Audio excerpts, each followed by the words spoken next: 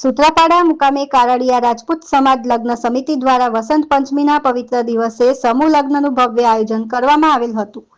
અખિલ ગુજરાત કારડિયા રાજપૂત સમાજના પ્રમુખ અને ગુજરાત રાજ્યના પૂર્વ કેબિનેટ મંત્રી જસાભાઈ બારડની રાહબરી હેઠળ સમૂહ લગ્નનું ભવ્ય આયોજન કરવામાં આવ્યું હતું. સમૂહ લગ્નમાં 17 જેટલા યુગલોએ પ્રભુતામાં પગલાં માંડેલ હતા. જમણવારના દાતા અખિલ ગુજરાત કારડિયા રાજપૂત સમાજના પ્રમુખ જસાભાઈ બારડ રહ્યા હતા. તેમજ ગુજરાત રાજ્ય ખેતી બેંકના ચેરમેન ડોલરભાઈ કાટેચા દ્વારા તમામ કન્યાઓને સોનાની બુટ્ટી આપવામાં આવી હતી. ઉપરાંત સમૂહ લગ્ન સમિતિ સુત્રાપાડા દ્વારા દરેક કન્યાઓને ₹10,000ની ફિક્સ ડિપોઝિટની રસીદ આપવામાં આવી હતી. તેમજ ગુજરાત રાજ્યના મુખ્યમંત્રી દ્વારા દરેક વરવધુને શુભેચ્છાઓ સંદેશ આપવામાં આવેલ હતું. જસાભાઈ બારડે પોતાના પ્રાસંગિક પ્રવચનમાં જણાવેલ કે આ પ્રકારના સમાજના કરોડો રૂપિયાની બચત થાય છે.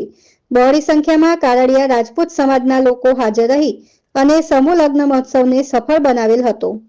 આ સમૂહ લગ્નમાં હાજરી આપવા બદલ સર્વનો ગીર સોમનાથ જિલ્લા ભાજપા મહામંત્રી દિલીપભાઈ બારડ દ્વારા આભાર વ્યક્ત કરવામાં આવેલ હતો. અહેવાલ રામસિંહ મોરી. દેશ છે એ સર્વ યુવાનોને માન્ય છે કે અમે યુવાનો દરેક જે સામાજિક કાર્ય હોય એમાં આગળ આવશે અને કાર્ય ખૂબ સફળતાથી કરશે. ખંડેરી બાદ બીજું સંમેલન મળ્યું છે જ્યાં દરેક જે કારડિયા સમાજની વસ્તી છે તેના અગ્રણીઓની આજે ઉપસ્થિતિ છે, શું કહેશે? ના, ખંડેરી પછી બીજું આ સંમેલન મોટું મળ્યું છે અને સમાજ અત્યારે જે સંગઠનની ક્યાંક અમારે ભાઈએ વાત કરી કે ઉણપથી પણ અમે એ બધી ઉણપ નીકળી ગઈ છે. સમાજ સંગઠિત થઈ અને વિકાસના પંથે કેમ આગળ જાય એ જ દિશામાં અમે આગળ વધવાના છીએ. આવનારા દિવસોમાં જે નવયુવાનો ઓછા જોડાય છે એના વિશે શું કહેશો? ના, નવયુવાનો જોડાશે. હમણાં જ જેમણે વાત કરી કે કર્મચારી મહામંડળ એક સુત્રાપાડા તાલુકાનું શહેરનું ખાલી મિટિંગ થઈ એમાં 400 ભાઈઓ અને બહેનો હાજર હતા. એવી જ રીતે તાલુકા જિલ્લા બધી રીતે ઓલું કરશું, ઊંચી રાખશે અને ખૂબ સારી રીતે જોડાશે.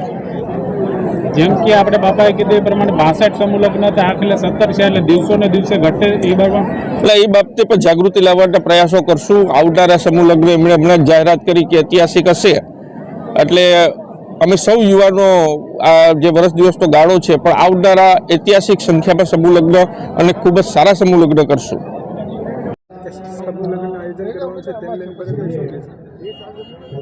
13મો સમૂહ લગ્ન સુત્રાપાડા કારડિયા રાજપૂત સમાજ અને એમની ટીમ દ્વારા કરવામાં આવ્યું. ખૂબ જ ભવ્ય આયોજન થઈ રહ્યું છે અને સંખ્યાની દ્રષ્ટિએ જે એમાં ઘટાડો થઈ રહ્યો છે એક ચિંતાનો વિષય છે. એના કારણોમાં જવાની જરૂર છે. આપણા જ સમાજમાં કોડીનાર મુકામે સંખ્યા વધી રહી છે અને અહીંયા સંખ્યા ઘટી રહી છે.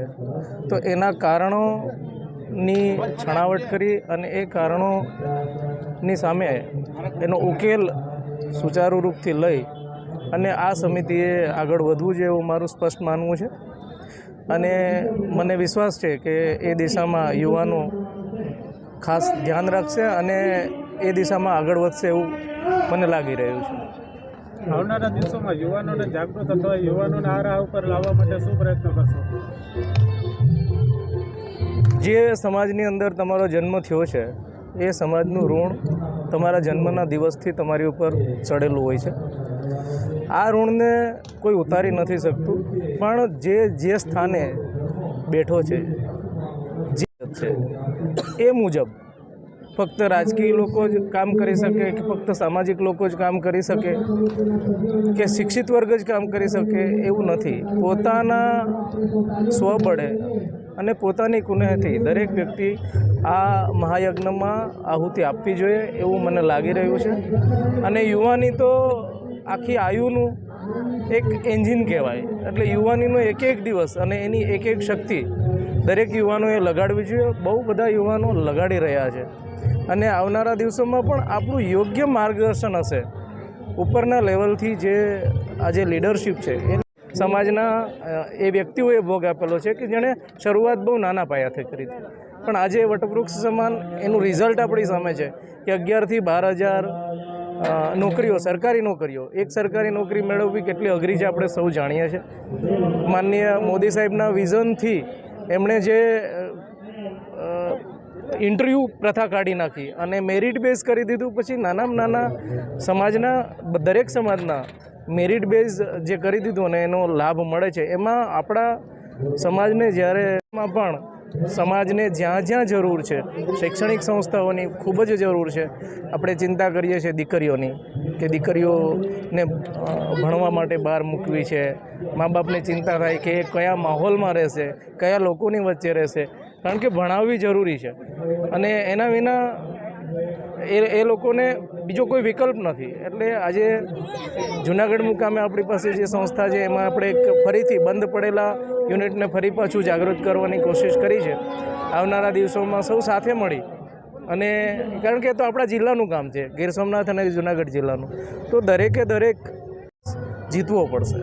ક્યાંક ને ક્યાંક યુવાનોને એવું ન લાગવું જોઈએ કે ક્યાંક ને ક્યાંક અમારો ઉપયોગ થઈ રહ્યો છે અને ફક્ત આમાં આગેવાનો છે એ પોતાનો અંગત સ્વાર્થ ને મહત્તમ ઉપયોગ કરી રહ્યા હોય સમાજનો એવું લાગી રહ્યું છે. ભાવનાથી એ જે યુવાનોના મગજમાં જે ઘર કરી ગઈ છે એને દૂર કરવા માટે દરેક આગેવાને પ્રયત્ન કરવા પડશે એવું હું સ્પષ્ટ માની રહ્યો છું.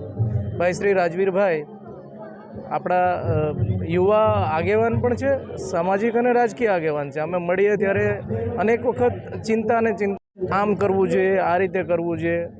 હા, ચિંતા અને ચિંતન કરવું બહુ જરૂરી છે, પણ એની અમલવારી એનાથી વિશેષ જરૂરી છે. તમે 10 વખત પ્લાન બનાવો પણ એક વખત તમારો પ્લાન બન્યો પછી એને એક્ઝિક્યુટ કરવામાં પૂરી શક્તિ લગાડી દેવી જોઈએ. અને યુવાધન છે એમ કહે છે કે યુવાની આંધળી હોય, યુવાની બેરી હોય, પણ યુવાની એક શક્તિ છે.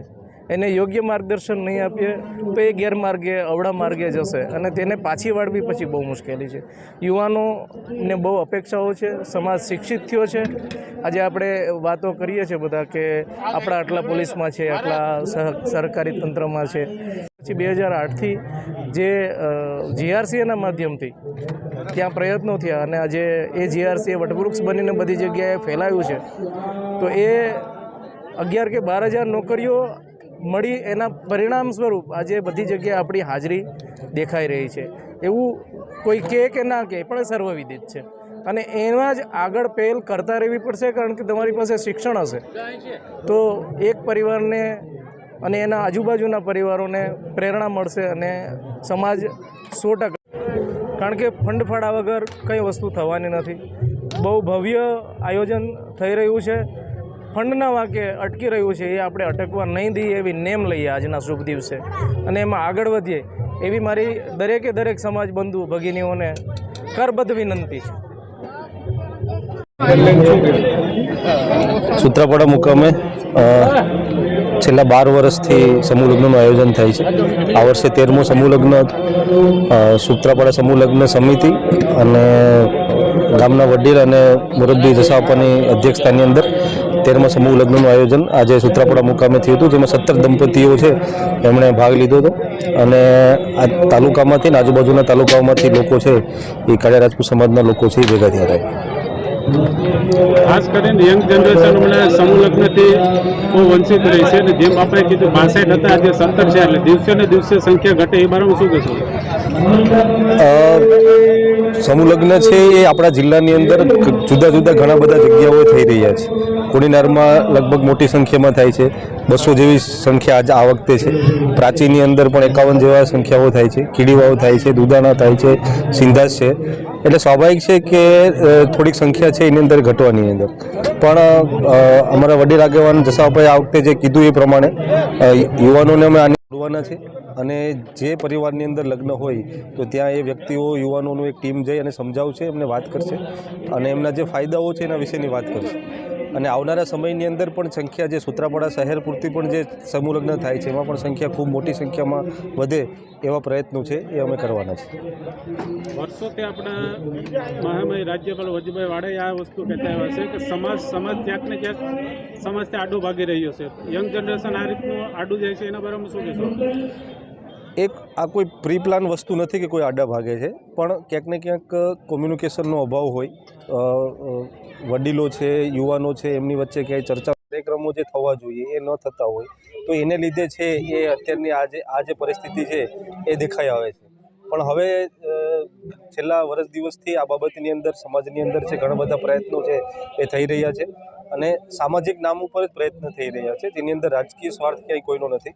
રાજકીય આગેવાની પણ એ પણ પહેલાં એક સામાજિક આગેવાન છે, પછી રાજકીય આગેવાન છે. તો એમના પણ પ્રયત્નો એવા છે કે સમાજ છે એ સંગઠિત થાય અને યુવાનો વચ્ચે જે ગેરસમજ કોઈ હોય અથવા તો જે ચર્ચાની જે કોઈ વાત જે ટૂંકાવતી હોય તો એની અંદર આગળ વધે એ માટેના પ્રયત્નો કરી રહ્યા છે.